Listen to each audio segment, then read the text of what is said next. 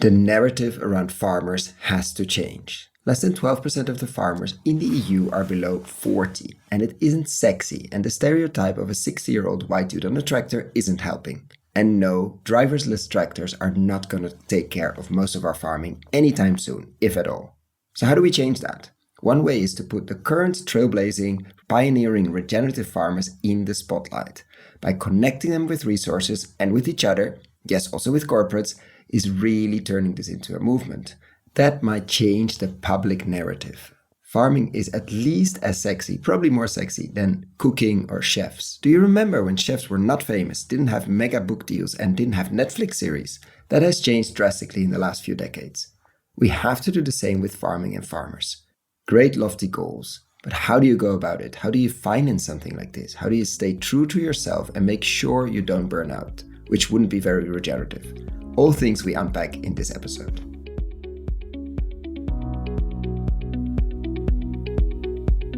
This is the Investing in Regenerative Agriculture and Food podcast, Investing as if the planet mattered, where we talk to the pioneers in the regenerative food and agriculture space to learn more on how to put our money to work to regenerate soil, people, local communities, and ecosystems while making an appropriate and fair return. Why my focus on soil and regeneration? Because so many of the pressing issues we face today have their roots in how we treat our land and our sea, grow our food, what we eat, where and consume. And it's time that we as investors, big and small, and consumers start paying much more attention to the dirt/soil underneath our feet. To make it easy for fans to support our work, we launched our membership community, and so many of you have joined us as a member. Thank you. If our work created value for you, and if you have the means, and only if you have the means, consider joining us. Find out more on gumroad.com/investing-in-regen-ag. That is gumroad.com/investing-in-regen-ag, or find the link below.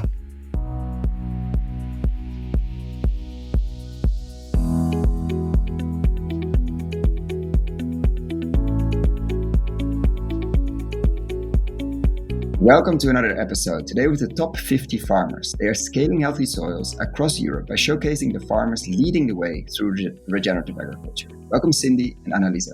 Hello, hello. Thank you so much. And we always start with a personal question, and I will leave it to you to take who wants to start here. But let's say it's safe to say that there are easier career paths out there, and somehow both of you ended up in a place where you spend most of your awake hours thinking, acting, activisting, that's not a verb, but still around soil. How did that happen? What was the path that led you? And most people say this is a long story. That's perfectly fine. We have time. So whoever wants to kick up their version of the long winding story, please, because these are never straight roads. How did you end up spending most of your awake hours focusing on soil?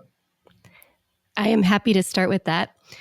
So my name is Analisa Winther, and I'm one of the co-founders of Top 50 Farmers. And for me, my story started from a very early age because I knew when I wanted to grow up that I always wanted to have an impact. And then the question becomes, what is the best possible way for me to use my gifts to be able to have that impact and to make that happen? And for me, the first answer lied within technology. And there's so much talk about how technology is going to save us and provide the silver bullet solution for what the future can be and what it can hold. So I went to work a lot within the field of, let's call it venture capitalism, startup innovation, ecosystem development, looking at how we use these technologies to solve the biggest challenges of our time. And the longer I spent in the industry, the more I realized that there was really a fundamental missing component when it comes to just looking at technology as the solution, which is that it often leaves nature out of the equation and it leaves people out. So there's sometimes this fundamental missing question of ethics, but also these bigger questions of how do we want to live with one another? What values do we want to uphold as a society? What vision do we have? And how do we also incorporate nature in the room as a co-decision maker when we're thinking about where our world is going? So I had a couple defining moments. One of them led me to losing my job and really having to take a step back and go, what am I doing next in my career? And it was in those moments that I sat and I revisited the Sustainable Development Goals. I'm sure most of your listeners know those. And I thought, well, where do I fit into this? Like, I know these are the big challenges we have, but where do I fit in? And I no longer really believe that technology is the only answer. So what else can I do? Where else can I go?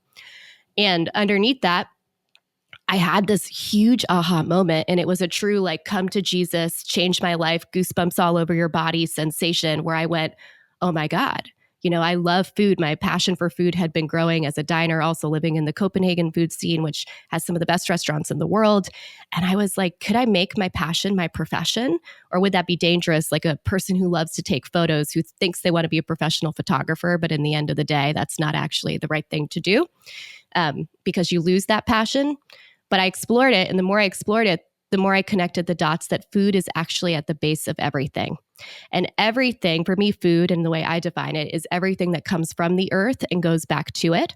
So that is fiber, it's medicine, it's what we eat, it's what we make our buildings out of, it's everything. Like if you've seen my big fat Greek wedding, I always joke that the dad's like, every word is Greek. You give me a word and I tell you how it's Greek. I'm like, everything is food. And when you understand the power of food and the power underneath that, your view as a consumer changes, because you realize how much power you hold multiple times a day when you eat and in every purchase that you make, but also an understanding that when we solve for food, we really do solve for all of those challenges.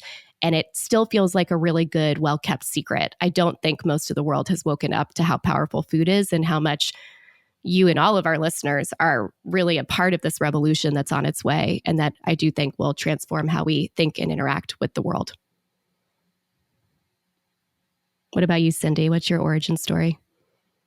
Yeah, what is my story? So, well, I started actually my life on the countryside with my family also being in farming. And I was brought up with every home cooked meal you can imagine, which has also, of course, shaped my interest in food and also how food is actually grown. For years, I went traveling to different countries because I was very excited about food culture. And later, I actually decided to go to Copenhagen Business School, very far from soil. I had some idea about pursuing a corporate career. And I just remember one day being at the office thinking, oh my God, this is boring. Do I really want to spend my life on this, right? And I decided actually to seek out food startups. And that led me to a journey where I started my own gastro agency, where I took people and companies to Copenhagen and to farmland to see how we do it here. You have to remember this was a time where there was a big excitement about the Nordic gastronomy. Chef became known. Nobody knew Denmark before that, and suddenly became a gastronomy hotspot, and everybody wanted to travel to Copenhagen, right? And talking about timing. Yeah. Talking about timing, exactly. At the same time, we have had a very strong organic movement in Denmark. So there was a big interest in farming, chef, food, everything in Denmark around that time. And back in 2018, I was invited to a gathering of farmers and chefs in Copenhagen. And there I heard about regenerative agriculture. And I heard about a nonprofit organization called Zero Footprint. And from there, I was like, do we have this in the Nordic country? Who is leading this movement here? And no, everybody says nobody's leading that one here. I'm like, okay, I want to understand and extend that version to see how that can actually work in hospitality, like work in Denmark with hospitality, leveraging the change for agricultural transformation. Yeah, so now I feel very much that I'm back with my roots, and we are facing so many challenges, and I could not imagine spending my time on anything else than figuring out how we actually scale Regen Ag and empower the incredible farmers on the ground. And I think, I think that's... No, sorry, go on Zero Footprint, just to because we have had Anthony Mint on, but for people that didn't listen to that, shame on you. Go and listen, not now, but like at some point. Just in a few words, like role and hospitality on in regeneration. What attracted you so much to that approach, let's say, and then made you bring that basically to the Nordics? So first of all, as I said, I founded my gastro company years ago, right? Because I was so fascinated about food and chefs, and understanding from Anthony also, who I knew around that time, how hospitality and chefs can actually help not only open new markets, but also transform agriculture. And we can get more into that later on how it actually works. But that was an eye-opening for me. Like I was like, yes, chefs has power now. They have a voice for change, and we can definitely do that in the Nordic countries too. So again, my passion for food and my I had a huge network around that time also from hospitality. And I thought like this can absolutely work in the Nordic countries too. So I talked to Anthony about it, and we found a way to extend that model. It's very different working in the US and the Nordic countries with farming, and also just how you speak about farming. So we do it on our own way, but the idea is the same, with partnering up with chefs, restaurants, bars, canteen, then redirect 1% funds into our Restore Fund, and then farmers can apply for grants for different projects. Super cool. Sorry, and Analisa, I was just going to say, I think so many people start the rabbit hole through eating an excellent, delicious meal and then thinking like food's so cool, or food is a solution to a lot of the challenges we face. And the more you dive into that, the more you realize that at the basis of food is soil, which I think is, deeply connected to regenerative farming practices and agriculture, that it starts with the soil and realizing how valuable that is in everything we do. And both Cindie and I reached that conclusion. The more we researched, the more we read, the more we worked in the space, we were like, wow, scaling healthy soils, really making sure that that is the way that we set our industry standard, is going to be so critical for the future. And that's one of the biggest places where we want to spend our time and invest our energy.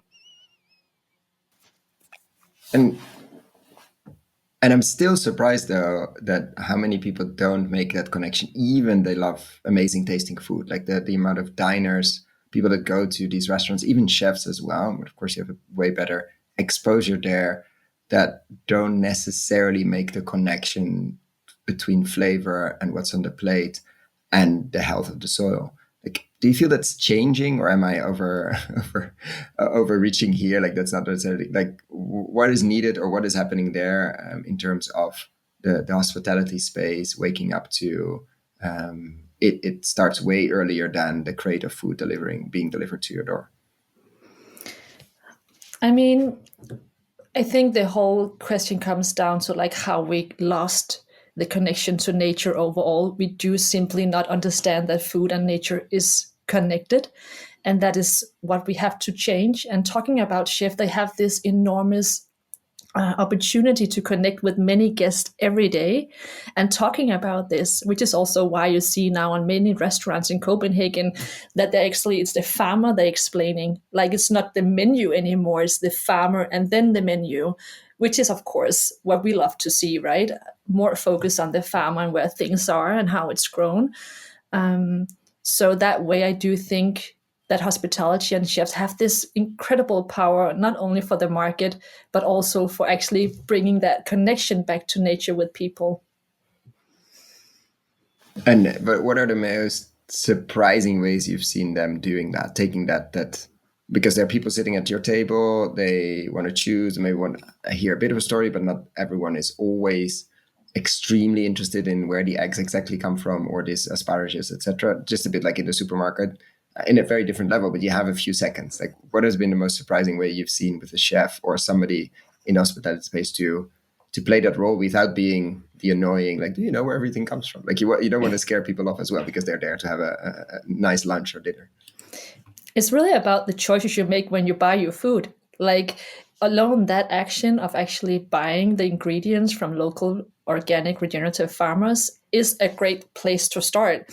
That does not take on a whole story necessarily, but you already make the change. And as I said, like, the menu cards has really changed over just the last 2 years in Copenhagen, where now it's so not so much about the dish, it's really about the farmer, which is a big change, I think.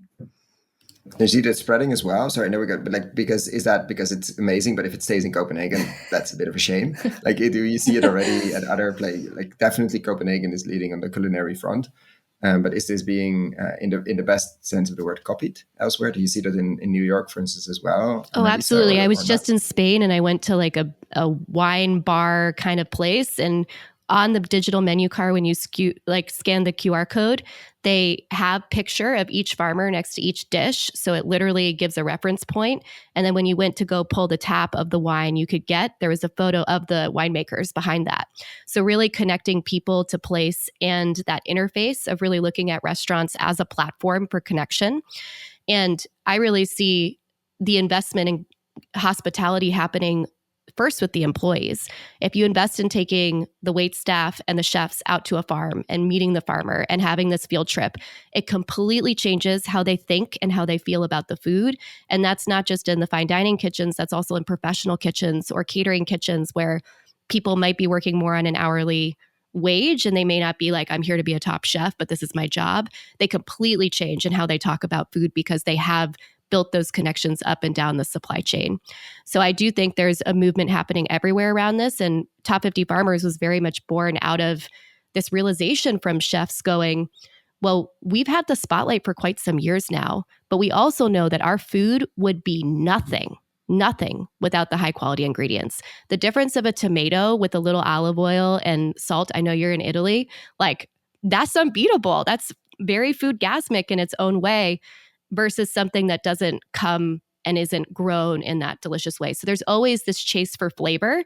And when you really look into what creates great flavor, of course, that comes back to how it's grown in the soil and terroir. We've seen that in wine forever, right? And they're even more in specialty coffee now. There's an understanding of the place-based context. And I see that happening with tomatoes, cucumbers, everything else that they're getting branded. They're becoming known. There's a lot more rich knowledge there that helps people to understand how important the base is, which is our soil, for making great tasting food, but also for changing our world. And so why the top 50 farmers? I mean, you were both doing work that definitely wasn't done yet. In a sense, you could have done that for another few decades and still only scratch the surface in a good way. But this is a marathon. What made you, for both of you, and please pick who goes first, to say, okay, we need to put the farmers in the spotlight. We need to put, because we have heard these comments, I think, before as well of, yeah, of course, great, the chefs getting all the chef's table episodes, etc. Where's the version for the farmer, etc. We've heard many people say it, but very few people act on it, honestly. This is not a comment, but this is just, I think, reality. What made you say, okay, we're going to spend considerable time on putting farmers on stage, basically, in the spotlight on farmers? Okay, so top 50 farmers is a really good question, because it is actually the whole idea of top 50 farmers was rooted on the Danish countryside. And it comes from in 2022, where Aston Venture, who has also been on your podcast, I believe, actually the same Shout year. out to Eric. Exactly. Yeah. They brought together a mix of chefs, investors, farmers, thought leaders in this space for a 2-day summit in in Denmark. And there we had to talk about or explore the bold ways of scaling regenerative agriculture. And I was lucky to get invited to speak about our work in Footprint Nordic. And during one of the breakfast sessions, a new idea emerged. And it was all about how chefs have become voices for change, build powerful personal brands that have actually elevated their influence, also diversified their income and so forth. And we talked about, like, farming is ready to do the same now. It is about time to do something. And from that moment, there was this shared and collective idea of top 50 farmers. And that was born around that table. And with my experience from Footprint Nordic and also working with farmers, it just made a lot of sense to take that lead and build out top 50 farmers. And lucky me, I had earlier met Analisa, and we have done a project together. And so I invited Analisa out for dinner. We talked about the idea, and I knew she would bring so much value to the project, and asked if she wanted to build this and lead this with me. And yeah, the rest is history. And now we are building a project that has, of course, much deeper roots now, because one thing is, as you said, you have an idea, but you actually build it out and determine on how things will be on this project. That takes a lot of work.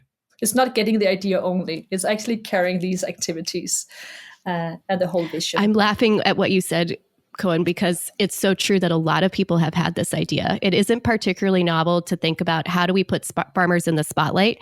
How do we build household brand recognition similar to celebrity chefs? We often say if you walk down the street and pick a random stranger and ask them who's your favorite chef or chef you like, they can name a bunch. We've created the Food Network and this and that. There's a lot of notoriety there.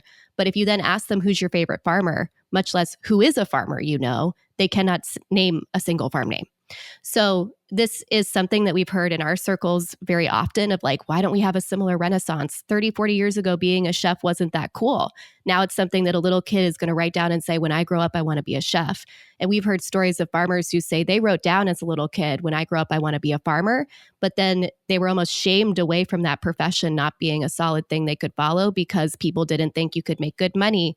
You're going to be blamed for climate change. It's backbreaking work with no vacation. There's a lot of stories we tell ourselves that farming isn't a good profession. And that's simply not true. We know how vital and important it is and how much those people, the farmers, are superheroes in many capacity. And in Europe, particularly where Top 50 Farmers is grounded for the next 2 years, is less than 12% of farmers are under the age of 40. So we know we're facing a generational crisis. We know we need to welcome more young people into this space. And that starts with the stories we tell and how we brand it. And it's not that hard of an exercise because there are so many cool farmers out there. We just don't know who they are. And a lot of farmers aren't necessarily social media people who are going to go talk about themselves and showcase everything. So that's where we come in, being able to do that work and to be able to spread the word about what they're already doing and in many cases have been doing for quite some time. So huge kudos to Cindie for sitting in that room where an idea came up at a conference and then raised her hand and been like, I can make this happen. And I'm going to put the team together to make it happen and bring it forward. And we'll do it underneath Foodprint Nordic's umbrella. And where do you look for inspiration in this? Like of course, through the chefs movement that became famous, but there's what are places where you look for guidance? I mean, not that there are playbooks here or guides or anything, but how do you elevate a whole profession basically that has a lot of interesting, good stories, but maybe it's not as easy to make a Netflix series because it's not that you can just sit in the kitchen and film. No, you need a full year basically, which I think adds a lot of complexity. So where do you look for guidance and ideas to say, okay, how do we elevate and how did you end up with the focus on the top 50, like a list and not a competition, but like a list of recognition, I think. Like what was the reasoning to get to that? I would love to start. So inspiration, what a great question. Everything can be inspirational. I think the first thing we look to for inspiration is nature and how we build an ecosystem with the farmer at the center. And we have 5 core values at Top 50 Farmers. One of the first is farmers first. So really thinking about what are we doing to really support the farmer and what do they want? Like, it's not just about us coming in saying this is a good story. And there's more to the project just beyond the recognition or the storytelling aspect. That's the tip of the spear. But we also know that when we have momentum, when you do something like say, here's 50 farmers who are great role models and diverse role models at that, because it's really important that we showcase diversity in this industry, and diversity is core in healthy, resilient ecosystems. Then how do we capitalize on that momentum? And we can speak a lot more to the other 2 pillars of Top 50 Farmers, which centers around connecting them to different decision makers and corporate leaders, as well as to the nonprofits providing local resources on the ground and different learning opportunities. So there's a lot that comes with being part of this recognition program. The other thing is that we didn't want to be a ranking because it's not about who's number one, and there is no number one spot. That creates competition, and competition can be a little healthy. But again, we're here to say, how do we just, like a rising tide lifts all boats. So if every year we can identify 50 role models, talk about what they're doing, that inspires people all around the world to be like, oh, if they can do it, I can do it too. Or actually, my neighbor in this country is doing something cool. I just learned about their case. I'd never heard of it. We can connect and learn from each other. So the goal is to consistently find more people who are following this. So every year there are 50 new faces, new voices. Exactly. And then we build a network and you almost think like an alumni program, but you're able, each one teach one, or to spread the word. And for us, it's both farmers who have been working on the regenerative transition for at least a year, meaning, am I right with that, Cindie? It's at least a year that they've been in the process of transitioning, or they could have been doing this for many years. So we want to recognize that this is a journey, and there isn't a moment where you arrive when it comes to doing regenerative agriculture. It's a constant way of thinking and living and doing the work. So Probably it's dangerous when somebody says, especially a farmer, like, I'm Yeah. done. Like, this is as far as It's I like a regenerated. philosophy. It will raise a few flags. Yeah. So that's definitely key. And then the last thing I'll say is there's inspiration all around us in terms of what our industry is doing that we can take the best principles from and then apply to what we're doing as well. So we're always looking to learn from others and bring that curiosity to the table, and also look at how we can collaborate, because we don't need to reinvent the wheel. If something is working or someone's already created something that's solid, we see ourselves as connecting the regenerative ecosystem within Europe on one platform to be this one-stop shop. So if you come interested in looking at the profile of one farmer, then you might learn about what's going on in your country, and then you might connect locally. And it's creating a rabbit hole for people to go down by centralizing all that information in one place, which doesn't really exist right now. Your podcast is a good source if you want to comb through and see a lot of initiatives, but Yeah, but not if you're new in this space. I think it's like accessibility is not our biggest virtue, and that's fine. But then there need to be other places. Like if you Google Regenerative or you Google connection food and health, and then you find easily accessible but not too simplified ways to get involved, to learn more. I think there we need way more of those entry points, and then the entry points to all the different rabbit holes that we have. Yeah, and I can also build a little bit on that when we talk about inspiration. Well, the farmers are also the inspiration. That is why the project is built like it is. As Analisa said, we could have created a project with what we want, but the whole idea of actually creating this nomination that will open on November 11 is to understand through those application questions, what is it? What are the barriers out there? What do you need? And then we can create a platform of opportunities, not the other way around, which I think is so important right now, that we don't come top to down, but ground up. So that's something that is really important for us, and why this nomination is going to be so important for us to actually be able to build what we aim for. So well said, Cindie. And how are you gonna select? Because I'm imagining, and of course we're going to try to make some noise, and you as well, from November 11th on. Let's say you get 500 nominations, just naming a number. Mm-hmm. I don't know if you have a goal there, but how do you then select it down to, or how do you select the 50? It's not a ranking, but you still have to make a selection of a bigger group potentially, or probably. How is that going to work? Yes. So good question, first of all. We want to be as transparent as possible when it comes to the selecting. And in the beginning, we have found a panel, you can say, a selection committee that exists of scientists, nonprofit founders, farmers, storytellers, who will be voting for those 50 farmers. And all farmers will have to do the application questions for us to understand who they are, how they practice, and what is their vision. So some of those questions will be scored, and out of those questions, the selection committee will select the 50 farmers based on these criteria and the scoring of those. And we'll also, like, again, as I said, the nomination is all about also gathering data for us actually to be smart about this project and to provide value for the space. Yeah, just building on that. It's so when we think about building regenerative organizations too, because this is also us walking the talk in terms of we're interested in this when it comes to what's happening in the field, but also how do we build organizations that reflect these principles of life and how we maximize life. We wanted to make sure that we were designing a program and a recognition program that would really support farmers in their needs right now, knowing that's going to evolve based on the context. So how to be context specific as a European organization, knowing that what a farmer needs in Greece might be slightly different than one in Finland. We first have to collect some information, but also that's something a lot of people in the industry are looking towards, is understanding what are really the barriers farmers have right now. Where do they really need help and support?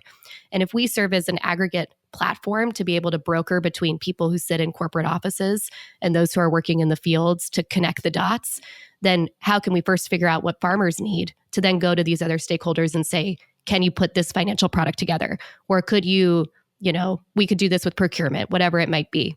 So once a farmer is selected to be part of the top 50, they join this recognition program. And in that we're going to have different opportunities that provide connection to market, that provide connection to financing. And it's going to depend based off of what we're seeing in the data that the farmers are saying, hey, for me to really take the next step or to grow my business in whatever capacity, these are the pain points I'm facing. We also know that peer-to-peer connection is really important and having a support system is important. Many of these farmers are likely islands of regeneration in their own right. Some communities have fully adapted this as a way of being, but in other places, you're that lone wolf who's experimenting right now and slowly convincing all your neighbors who are constantly peering over the fence to see what's going on. So you become part of a greater network. And if we know in tipping point theory, if we can get 20% of the population doing something, it becomes a predominant idea. And then you don't have to go for the 100%. So it's a little bit the role we play, but that's very much looking at where do we create sessions for learning and growing in the areas that farmers right now are saying, hey, this is the need we're feeling in the industry, and giving ourselves the flexibility as an organization to adapt that every year based on what that next cohort is feeling and thinking and seeing. And over time, we're going to get more information that we're going to be able to be like, hey, this is what's going on. The other thing we've often heard is that right now, a couple farms are very well known within the space, but what else is there? And what other examples are there that are profitable, but that we haven't heard about yet because they're flying under the radar?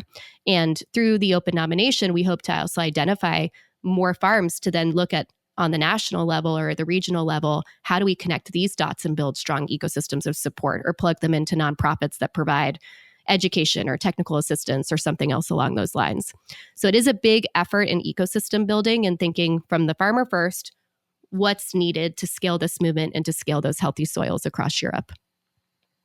And then asking the obvious question, how do you fund this ecosystem building, which is often tricky to do? You've been very successful as a first-time nonprofit, not completely first-time, of course, with Cindie, our background there as well, but I think many people would be interested in some lessons learned there and how to approach that. I mean, if you've been on the road fundraising, it's not been easy, but definitely it paid off, let's say. So how was that process and how did you go about it? Because it's great to start with this idea. There's a lot of work to be done, maybe not a lot of money in that sense, in that space. And you're going to ask the farmers to register or something like that. So how do you go about fundraising and funding an effort like this and multi-year? Because this is not something you want to do in a few months and that's it. Exactly. Yeah, it's a really good question. This actually, we have to go back to 22 again, when Analisa and we start to talk about this project, because it goes all the way back then, talking about, first of all, what are the values of top 50 farmers? What is it that we want to give to the space? And then we went back and talked about, okay, so these are our values. This is how we want to live with this project. How do we then go out in the world and find the money that we need? And Analisa has been such a big inspiration on this. You can also build a little bit on that, Analisa. But we are still discussing so often, what is our values? Where do we go to get the money? Because that goes all back to how we are. So I imagine all the big chemical industries, you went to them. Obviously. Of course, like every one of them, right? Easy peasy. Easy peasy, then done. Exactly. No, actually in the beginning, Analisa and I thought that we would actually have corporate sponsoring, because we were like, oh, they would love that. And they did, right? They loved the idea and they could spotlight their logos and all of that. Also, of course, we really fast found that, well, we have an agenda here and we really want to provide value to the space. We cannot do it like that. So we had to actually go back again, which is also why it has taken time, which is also like something you have to adjust with and talk about. Interesting. So you went to the corporate side first because you thought with all these big commitments they've been doing, they would love to get on board and they probably love to have the first 2 or 3 meetings. And then when the moment came to put some real money on the table, it was a bit more difficult. Is that what I hear? Yes and no. I mean, I definitely think we could get the money. The question is like, can you keep your own values aligned with their agenda? Because we have our agenda and we needed to make sure that when we go out with this project, that we are giving the space the value that it needs. And we could not do that. So we have to go back, have conversations again about how we want to do it. And maybe you want to build a little bit from there, Analisa, and I can tap in again. I mean, this was, when you talk about building deep roots, our deep roots that we first established were our vision and our values. And this was part of when Cindie and I had that dinner, and she's like, okay, there's this idea. It's top 50 farmers. Would you want to come on? And I was like, I mean, I've never done a nonprofit. My background is in corporate venture capitalism and deal making. I work as a professional business matchmaker, connecting investors to great new ideas. And the main thing I've seen over the last decade in terms of why deals fall apart, either pre or post investment, is there is an alignment on the vision and the values. And I always have a red flag when I go to conferences and meet people. And I'm like, so what's your vision for the future of food? And they're like, I don't know. I'm like, what do you mean you don't know? You have to know what you're building into. And again, going into that context. But I told Cindie, like, if we're going to engage, the first thing we have to do together as co-founders is understand the vision for what we want to create and our values for how we're doing it. And not just what we have to give, but the context within which we exist, which goes back to what's needed by the corporates right now who are trying to fulfill those commitments, what's needed by the farmers, what's needed by the nonprofits. You know, like, we exist between all these stakeholders, but we also need to know who we are, because if you don't know what you stand for, then you'll fall for anything. And once we had those values established, originally we were like, yeah, corporates make sense. They also, you know, often sponsor these kinds of things. And that feels like a really easy route to follow. But the deeper we went, the more we realized that we wouldn't be able to be true to our values if we followed that, because you get different interests involved. And it became really clear that we needed to get unrestricted funds or unrestricted grants to be able to make this vision a reality and to give us the freedom to operate with integrity to the farmer, first and foremost. So if you think about it, like, you want to build a skyscraper, you need to dig a deep foundation first to be able to build tall. And that's exactly what we did with Top 50 Farmers. It was a lot of months. I think we spent 6 months first just talking between the two of us. Then we went out and started fundraising, realized we had to pivot. And Cindie and I hadn't taken a salary at this point. So it had been like a year to a year and a half before we had got the first money in and were able to start paying ourselves, which I know many founders can attest to. And it's such an interesting journey when you're doing nonprofit work, because normally if you're doing fundraising, you're giving equity or a part of your company away in exchange for a dollar amount. In this case, we're just convincing people on the dream of this is what should exist and the impact we want to create, which is almost a harder sell. And thank God there are great foundations who are supporting the regenerative economy and the regenerative movement, who said, we totally get this and we see it. And even for them, they were like, for these technologies or other initiatives to succeed, you need to sow the environment that makes it possible, and uplifting farmers and then connecting them to these different stakeholders to support the growing of the movement is only going to help. So there needs to be a place both for things that have that ROI where it's like very measurable, classic what we see when it comes to investment, but also things that are moving the culture. And that's, I think, a lot of what we're doing is changing hearts and minds one at a time and getting people connected, which of course takes time, but it's really essential in making this happen. Anything else, Cindie? Well said. And no, I think it's well said. So much, like, there's a reason why we don't launch before now, because we have taken the time. And I also think that goes back also to the regenerative mind of doing things. We don't have to rush everything. It's okay to take a little bit of time and still be ambitious about what you want to achieve, right? So it's taking some time, and now we're there. And I feel we have such a solid foundation to stand on, which of course is only making this even more fun. Maybe just to give a shout out to the investors, we do have Astonor provided the original seed funding to get us first started to have these conversations. And then we've since received funding from the Doen Foundation out of the Netherlands, Avena from Switzerland, and Nest from Belgium. We're still looking for around 300,000 euro. So we decided to launch without fundraising the full budget amount, but we knew that the money would come and the right people listening to this would come forward and be like, yes, like, this is something we want to see and something we believe in. And again, knowing we want to maintain that integrity. We also do look at how can we build other relationships. So we talked about, one, how do we find these 50 farmers to have in the recognition program? But our intention is also to set up mastermind groups, because we've certainly been in lots of rooms where corporate decision makers gather and there's next to no farmers at that conference or in that room. And they're a key part of us talking about what are we doing in the future of regenerative agriculture. So how do we put together working groups that combine these decision makers with farmers who say, hey, I have ideas, and they're so full of ideas. There just isn't the space to meet to do that. So looking at how we can facilitate that. And that would be a corporate membership where corporations can support in that capacity versus giving us the full funding. And then the other thing we're looking at too is how we can put a spotlight on the nonprofits who are doing the work to support these farmers. So on the Top 50 Farmers website, we have an open database of nonprofits. So if you went in and were able to say, oh, here's what's happening in Austria, let me look at what nonprofits are there. And this is a list we're building now. So if you are a nonprofit, please do let us know. We'd love to bring you on board with a membership. But that's kind of like placing an ad in the yellow pages, being like, here we are supporting new members. Like, if you want to plug into your country's ecosystem, these are the organizations you would definitely want to be connected with who are working with those farmers and connected there. Because we know it's all of these connections that help us to build the fabric. And a quote Cindie and I have been super inspired by is Martin Luther King, who said, those who love peace must organize as well as those who love war. And that's kind of where we are now, being like, how do we organize ourselves so that we can really do impact at scale? And that's just identification and coming forward and meeting and structuring that information and building those connections. And how easy was it to I'm not saying convincing, because these are our funders that are very well known in the space. So absolutely congrats with those names, to do this longer term, because I don't know what you pitched with, but is it like a 2-year project, a 4-year project? Because it's not something, oh, we run this competition. It's not a competition. We run this list, and then we hope that during that list we find enough money to do another one, and then like sort of get in this sort of fundraising treadmill, which is super difficult to get out of.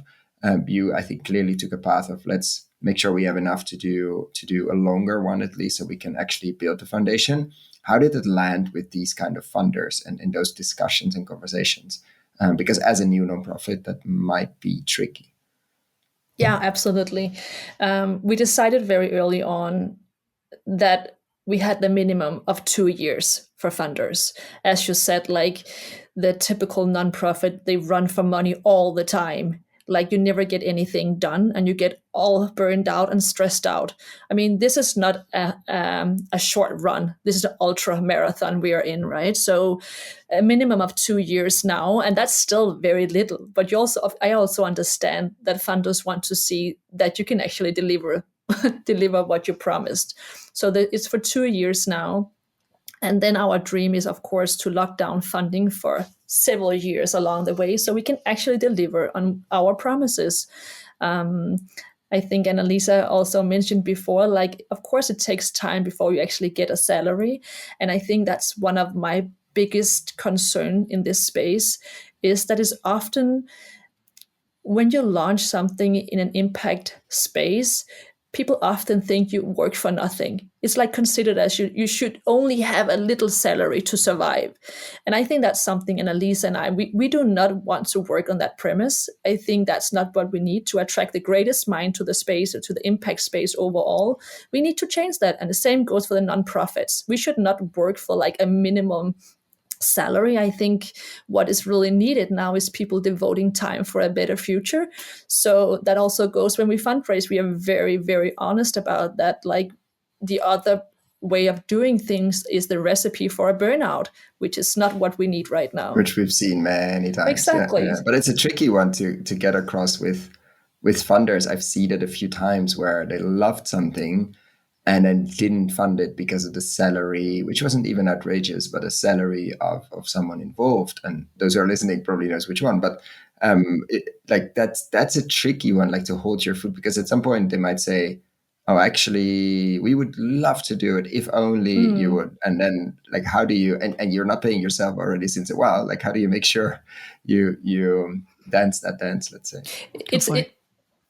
It is to stay true to, It is to stay true to your values. And both Analisa and I, we come with years of experience. And we have also had to argue for what we wanted, you can say. But I think for the funders we have now, they also understood that. And I think it's also something they valued in the end. But I think it's down to like, you need to keep your values aligned. And both Analisa and I, we are not like, we do not want to burn out. We want to have a successful life with our families while also do better things for the world. And we know we can do that. And to that, you need a salary. And you don't need a minimum salary.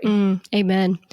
This is a topic I'm so passionate about because I've seen it happen in every sector with every entrepreneur who's trying to start something new. And it's so easy to stay in a scarcity mindset in the beginning. And I, in my executive leadership coaching practice, I work with a lot of founders on this because you need the money. Like you're getting to a point of desperation and you really want to do the work you're passionate about. It feels like a calling that you're meant to bring into the world. And it's really disappointing to have someone say, we don't want to pay you, or have to say no to that when you have something dangling right in front of you. So it's definitely an element of faith that comes in, as well as staying true to your laurels, that you're going to hold your vision and values, knowing that if that funder isn't willing to pay you to do the work, then they're probably not going to be the right funder to have in your boardroom later on because they're not valuing you. And that's a hard pill to swallow because it feels promising. But it's so key in the process of understanding your worth and owning your worth, and knowing that we all need to step up and saying, like, this work is really important and that this is something that we want to see come to pass. So the other thing I'll mention is that Cindie and I as co-founders are constantly having conversations on how are you? And this is not something you do in the beginning and ends. It's like a constant check-in of, are we building where we want to go? How are you feeling? You know, are the needs met in different capacities? Because if we're not strong, then we can't be strong for everything else. So I think I see a huge underinvestment in our industry in general. And again, I came from tech before, where investors spend a lot of money on the teams they invest in, understanding that it's like sports. So if you're buying a basketball team, you're not just going to spend millions of dollars on that and then not invest in a good training facility, good food, a great place for them to sleep. You're going to make sure that they have everything they need to show up the best they can on the court, because that's going to make you more money. They're the human capital you're dealing with. And so often we invest in the idea or the technology, ignoring the human capital and resources that go into it, and then somehow expect them to perform to this insane degree. So I think there is a cultural shift here, and that starts also, again, same with us just demanding different food and saying, I want to eat this. If you raise your voice, then it's going to start making a difference, but it requires us to hold strong, 100%. Well said.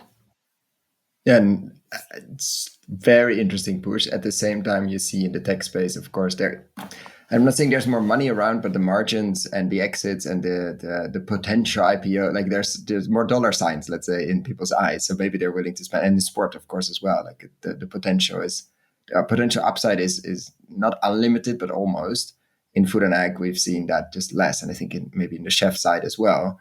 Like there's a limit of what you can pay your staff, and then as well as your suppliers, and keep it sort of affordable at the table. Like that tension, because it's not a software product you can just duplicate 10,000 times, and it's pretty much the cost structure is the same.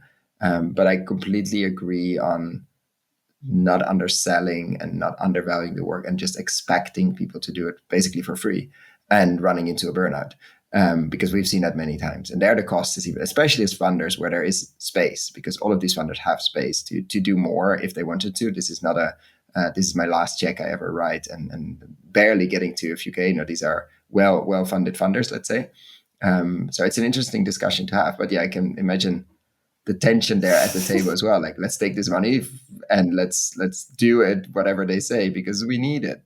But stay true to that and say, no, we're not going to take it. Because we need other conditions is not an easy. This is why position. The work we're doing as people working on the future of food and regen ag is transformational.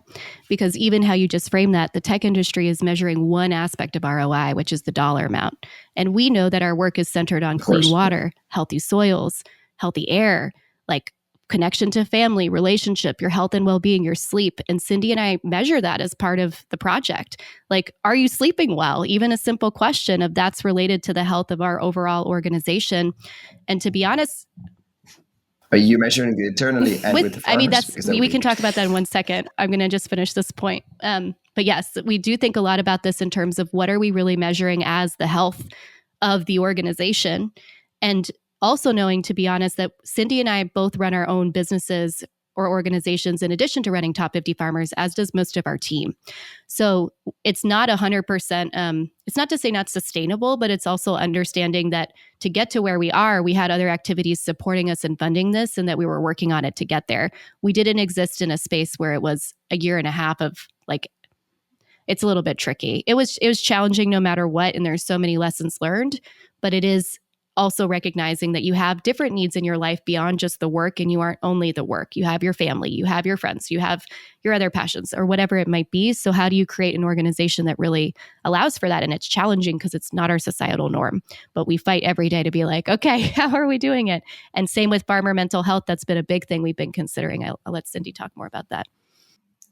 Yeah, the well-being of like also the farmers is so important. And it's like when we have done the application questions, that's one of the questions, right? How do you actually consider your own well-being? Because if we get a lot of application that is actually stating that the well-being is like really bad out there, we need other kind of resources. We need to look at different barriers. So it goes in all, like from the farmers to everybody supporting the space. We need to thrive just as the nature and everything else. Then for me, it makes no sense to do a project like that if Analisa and I are like struggling to make it work and it's not fun anymore. But of course, there's also a reality, which is why we are also looking into like, how do we actually create some kind of revenue stream around this project so we're not 100% only reliant on foundation. I think it's going to be a combination, and we will see how that's going to develop.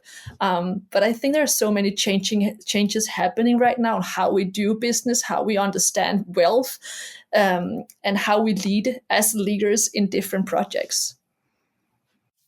And changing gears a bit to ask a few questions we always like to ask. And to start off, I'm not sure if you're planning a big in-person event, but let's say we're recording this. I'd like to ask it in a sort of theater style question. Let's say we do this in a theater in the financial heart of Europe, which is, depending how you look at it, London or Paris or Amsterdam or Berlin, but one of those. Let's not pick any difficult political battles here.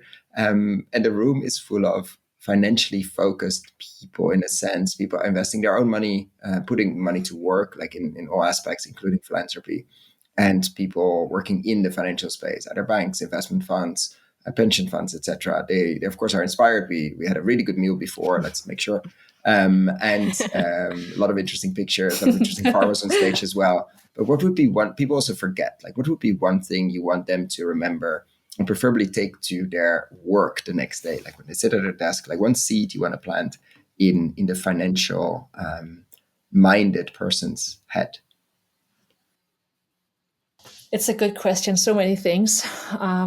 When we talk about investments, if that's what you're asking right now, I think what we need to understand is that we need truly patient capital right now, and how important that is, and how we need to be guided by nature and make long-term partnerships. I mean, that's what I like. If I'm thinking about investment right now, that's really not the case, because we only, again, talk about wealth in one way. Would be my suggestion on how you actually talk about that in a room of financial people. I would first be like, all right, everyone, we're getting on a bus and we're going out into nature and out of this big city where there is next to no nature. Because one of the most impactful conversations I had, I run a podcast called Future Food, and I interviewed Lucas, who has been traveling with the Kogi, which is an indigenous tribe from Colombia. And I had the chance of also sitting with them for a weekend and just like hearing their wisdom. And one of the key points that has stuck with me, and it rings in my ears every time I go to a conference in a hotel room or an office building, is that these are man-made structures where nature is not present. And we have these discussions around water, around climate, around soil, agriculture, energy, where nature is not involved and nature is not present in the room. And how can you be making decisions about Mother Nature if she's not involved in the conversation? So the same would be true with these investment friends of ours, is being like, let's go out and reconnect with nature in that capacity and include it in the conversation. Because I have no doubt the conversation is going to shift if you get out of that environment and out of the boardroom and into nature's boardroom. And there's so many different beautiful opportunities for that. But I think that would be the first seed I would plant, is shifting where these conversations happen.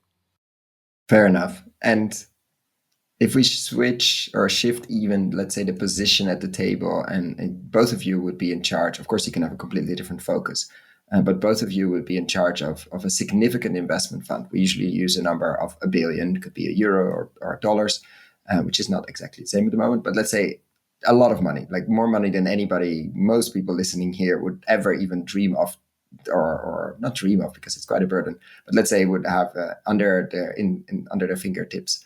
But you had to put it to work. So you're born with this burden tomorrow. You're wake up tomorrow morning with this burden. What would you do? Obviously, this is not investment advice. I'm not looking for exact amounts, but I'm looking at what would be extremely long-term possible. Like there's a return target in a sense. It would be nice to get it back, but there's no high return target and there's no date. But what would be big buckets of your attention? What would be main things that you would focus on if you had to put something with a lot of zeros to work?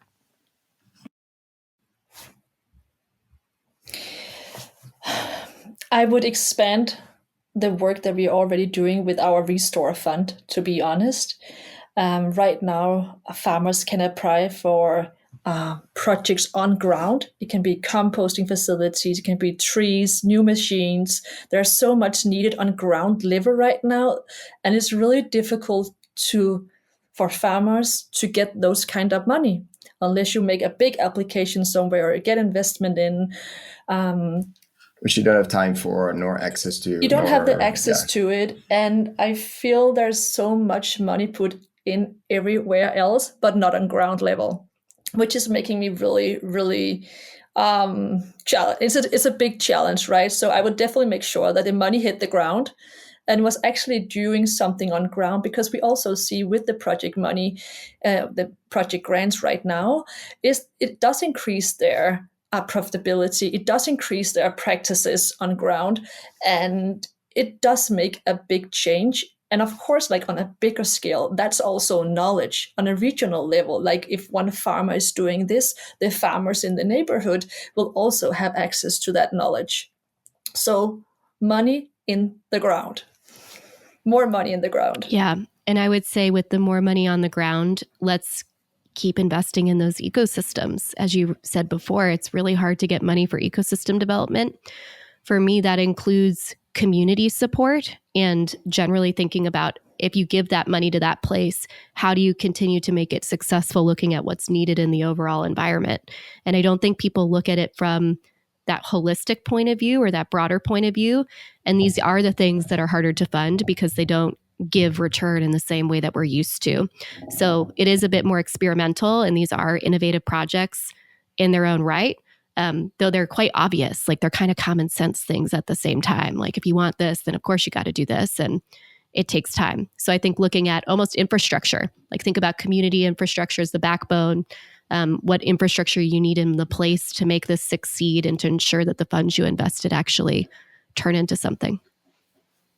Yeah, it always surprises me how like the work of Common Land and others on like a landscape scale, where you really need to bring together the landscape in a shared vision, how difficult it is to get that funded. Like how fundamental, like if from a simple investor, and we talked about it with Willem on the podcast as well, but how from a simple investor point of view, if you're interested in investing in farms in that landscape, you would really like the landscape to move forward in a certain direction. So you really like part of you probably funding some of that work 10 years before, so you can come in at some point to start funding. But it's just very, very difficult to get that funded. They're starting to get better at it, but so many landscapes and so many places don't have that quote unquote software infrastructure that needs everything else to flourish anyway. And then combining it with a really hard infrastructure of compost stuff and machines and things on the ground. That is, let's say that the agriculture banks haven't really stepped into this space yet. Safe to say as an answer. And a lot of this is expensive hardware that needs to be bought and put to use and can make enormous differences on the farm level. But yeah, somebody has to lend you the money, because it's not that you're swimming in cash. It often also includes uncomfortable conversations and conflict, because people have different opinions around what the landscape needs to be, how it needs to be shaped, or past attachments. So that's part of it too, is there's a very human element within this, and you can't just like bulldoze your way through. I mean, it's been done before, but it actually requires a lot of community engagement and trust building. Yeah, it's been done before. Yeah, it's part of the biggest lesson I've received in this place is so much of our future is our past. Regenerative agriculture isn't new, it's quite old, but it's how does it fit in today's context of where we've gone, and then where do we want to keep going, which is where talking about a shared vision is important and having an opinion on the shared vision, like not just letting it be up to what other people think, being part of that conversation. Yeah, which often, especially in rural areas, has just not happened, or has been missing, or has not happened because things have been happening to the rural areas because of urbans deciding things, and that disconnect, as strong as the disconnect between people and nature, has been fueling, just an enormous amount of trouble. And a final question that I always love to ask. We take away your fund. Unfortunately, thank you for your investment work, but you're no longer in control of that. But you do have maybe potentially actually more power or more influence and potential impact, let's say, because you have a magic wand or the magic power or the power to change one thing overnight. What would that be? All right, I would love to have that. And there's actually many things I would do, but one of them would be to erase all. That's always the answer of people that love these questions. Like, I would do many things. Like, this is not Aladdin where you can have 3 and then it becomes 1 to do even more and have another lamp. No, this is one. That's why it's a tricky one. I know it's impossible because we need to change. Yeah, no, but every single puzzle piece. But there's definitely one that is taking up much of my time when I think about it, and that is like the narratives we are talking about when it comes to farmers and how that has shaped our perception of farmers. So I would erase all negative stories and narratives about farming and agriculture, because we are in a world right now where they are blamed for many of the challenges we are in. I think it's very important to remember that we have asked farmers to do what they're doing. It is a system we created, and the farmers have constantly tapped into that system to provide cheap food that we have asked for. And now we are blaming them, right? And that is shaping the whole understanding of what farming is. And that is something we really need to change. Again, back to what Analisa said, if we want to attract the next generation, we need to talk about farming in another way. So from today, everything erased on the internet, bad stories about farmers, and then we get to work. Very cool answer. Thank you. I think if I could flip the switch and wave my wand, and tomorrow everyone woke up with the memory of how abundant our world already is. So I'm imagining them waking up and they step outside and they're overwhelmed by the life pulsating around them. And they realize that the tree isn't just a tree that you drive by or walk by. It's actually performing all these essential services. And you're like, oh my God, I had no idea this was right in front of me. Or I had no idea this squirrel was doing all this other stuff because I couldn't see it. I'd forgotten it. Because I think we know this. I do think we know this on a fundamental level, but that context or that knowledge has been lost. And it's reconnecting to nature, but it's understanding the web of life to a very different degree than we do now, and to a very different degree than we're taught now. And I think that would be the wish I would have for everyone, is to realize how abundant we already are and how connected you are to everything. Yes, so true. I think it's a perfect way to wrap up this conversation, and wishing you a lot of luck, obviously, with opening the applications. Or, I mean, people can not only apply themselves, they can apply for others as well, right? In terms of farms, like where do people go and what do people do when this goes live? The application would have gone live. It should be around the 12th of November. Like, what do people? We put all the links in the show notes, obviously. But what do people do? What are you looking for? If like, I have an amazing farmer next door, what do I do? Or I am that amazing farmer. What are the different paths? Yes. So on November 11, we open the open call through Europe, and everybody can nominate a regenerative farmer in their network. Farmers can also apply on their own. What is most important for Analisa and I and the whole team is to get as many diverse farmers to apply or to be nominated, so we can actually showcase that they are out there, and so we can showcase all the incredible work. So you can nominate and you can apply. And I'll add on that if you've listened to this today, if you're a farmer, Cindie's your point of contact. If you are running a nonprofit supporting farmers, please get in touch with me and let us know about your work if you're operating in Europe.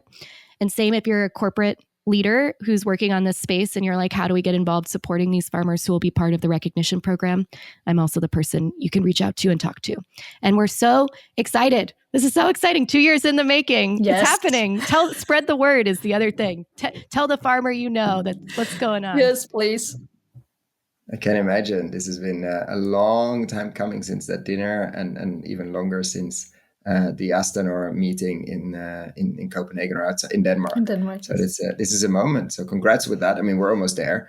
Congrats with that, and enjoy. And yeah, now a lot of the hard work is actually beginning. Not that it was easy before, but now it's becoming a thing. So it's always very interesting to see an idea coming to life, basically, and starting to flourish. And who knows where it goes. And I'm looking forward to checking in on that, of course, to see where it goes in a couple of years and see how that starts to flourish in all kinds of directions we probably cannot imagine yet. And that's perfectly fine. Thank you, Cohen. Thank you for this space. Thank you, Cohen. Yeah. Thank you for all your work too.